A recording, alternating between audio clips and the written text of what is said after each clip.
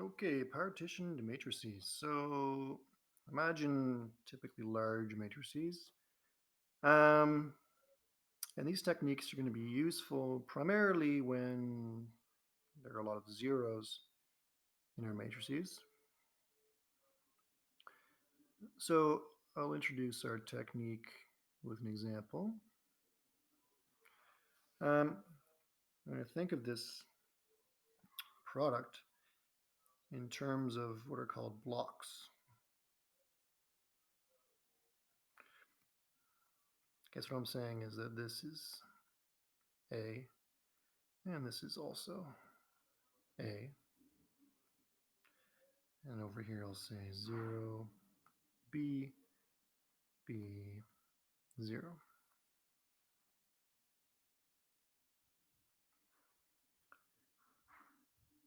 Okay, so what I've done here is I have introduced partitions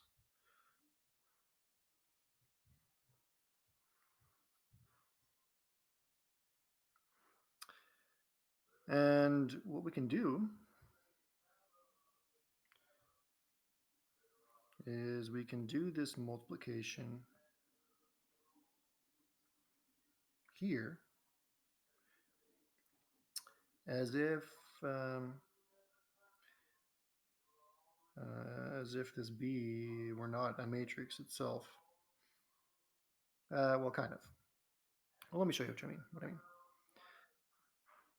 So we can actually go A times 0 plus 0B, and then AB plus 0 dot 0,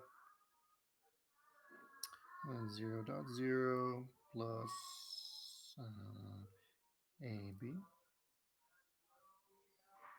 and then finally 0, 0B plus A 0. Now, what have I done? I've basically thought of this as a 2 by 2 and thought of this as a 2 by 2. It's not, right? Like this 0 here represents this 0 here, 0 matrix here, and this 0 here is meant to represent this 0 matrix here. Okay, so I'm thinking of this as a 2 by 2, and I'm thinking of this as a 2 by 2, and I'm performing the multiplication as I would normally. One thing to keep in mind is that this order here, A first and B second, does matter. Okay, so I couldn't do BA here. Okay, but otherwise, I'm thinking of this or performing this multiplication, this one here, as if I had two 2 by 2 matrices. It's not clear why I can do that, but I'll tell you when you can do it in just a second.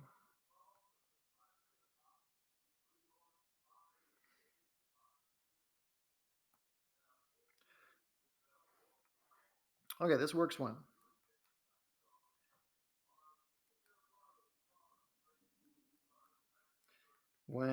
the column partition of the first matrix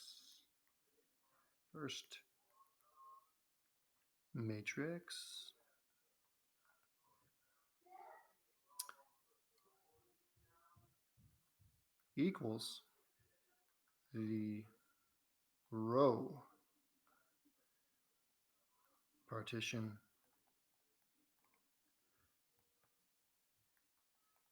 of the second matrix. Okay, pause and copy that thing in red. I'm going to scroll up in a second. Pause and copy. Okay, so what I'm saying is that this column partition of my first matrix is equal to this row partition. So what do I mean? I mean, the columns over here are broken up 2 and 2, and the rows over here are broken up 2 and 2 as well. So that's what I mean when I say that the column partition here is the same as the row partition here. So in this case, you can multiply like this.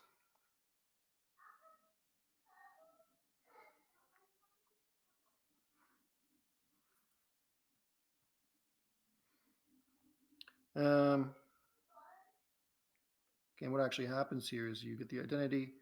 This is kind of coincidental that in this case,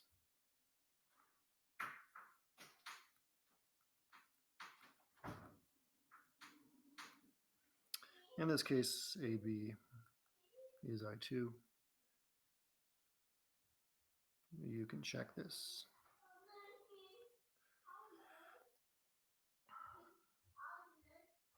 That's not always going to happen, but in this case it does.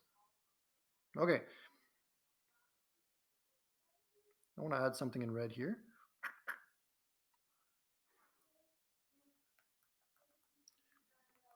Okay, this is called block multiplication. Ooh.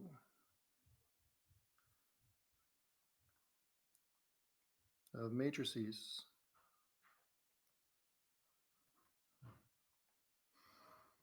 Okay, I want you to try this exercise here. I give you some partitions.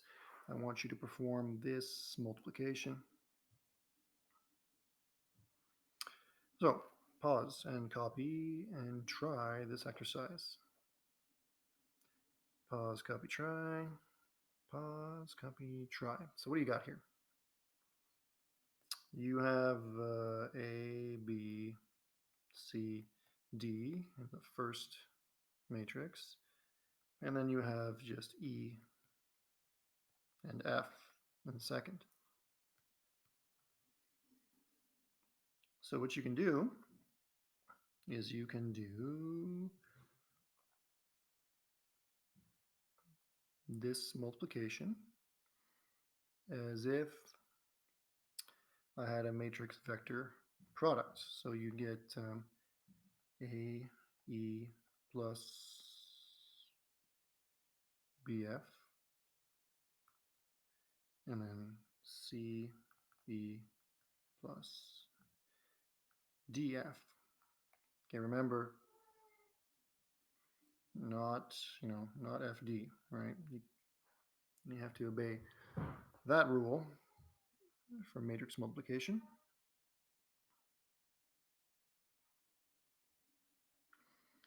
So in this case, the calculation is tedious and I will not represent it here. The main thing is to get this thing right.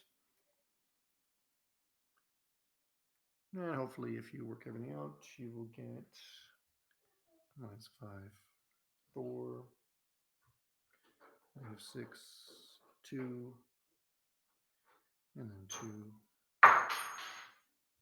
and 1.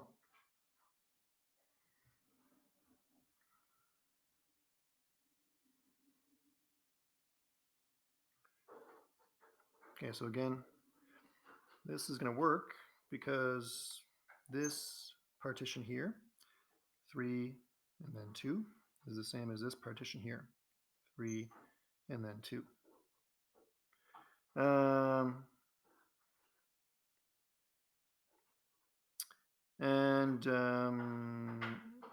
In this case, we can perform the multiplication as if I had a 2 by 2 and a two-dimensional vector. Okay, I'm missing lots of steps here, but hopefully you get that at the end.